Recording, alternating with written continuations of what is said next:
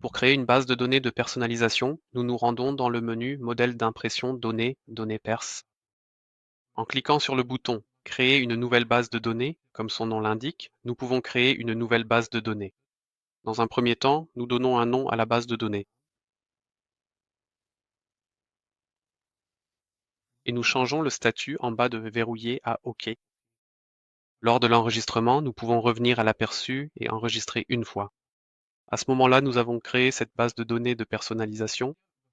Nous pouvons maintenant créer les colonnes via Modifier la structure. En principe, en modifiant la structure, on définit ici à nouveau les variables de personnalisation.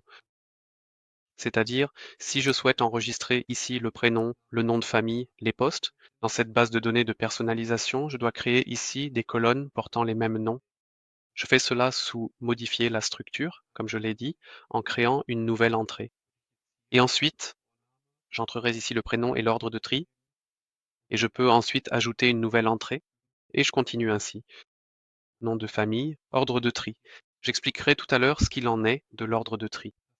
C'est ici la méthode manuelle. On peut aussi faire tout cela via une importation Excel, créer ces colonnes et même déjà importer des enregistrements.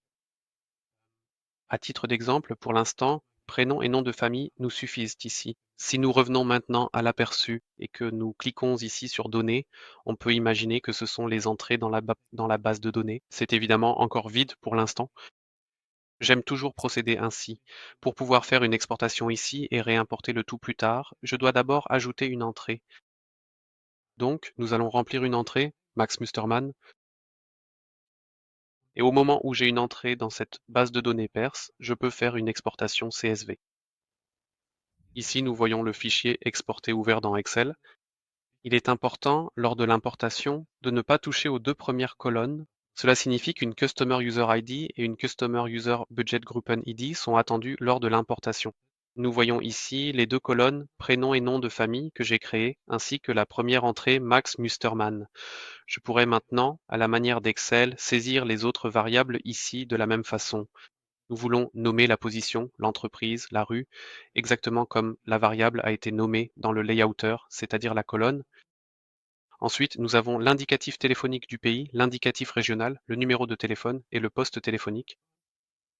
Et c'est la même chose pour le numéro de fax. Indicatif pays du fax, indicatif régional du fax, numéro de fax, poste fax et la variable mail. Nous pouvons maintenant enregistrer tout cela, fermer, puis également dans le back-end. Sous Persdaten, si nous modifions à nouveau les données personnelles, nous avons ici la possibilité, sous importation de données, d'importer justement ce fichier CSV. Je vais le faire, je sélectionne le fichier et je clique ici sur Envoyer.